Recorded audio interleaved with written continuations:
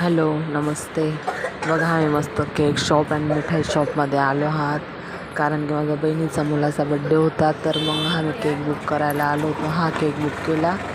मग आम्ही सेल्फी वगैरे काढली छानशी. माझ्या बहिणी बसल्या होत्या. मग आम्ही मस्त रसगुल्ला घेतला. रसगुल्ला छान दिसत होता मला. मग आम्ही टेस्ट पण केला. एकदम स्पॉन्जी आणि कमी गोड होते म्हणून ते आम्हाला खूप आवडलं. बाजारात गेलो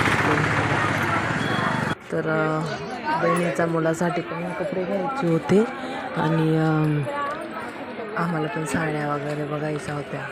छान भेटतात, स्वस्त भेटतात इथे सुरतमध्ये. तर मग आम्ही गेलो होतो. तर मग साड्या घेतल्या. मग रात्री घरी जाताना पावभाजी घेतली.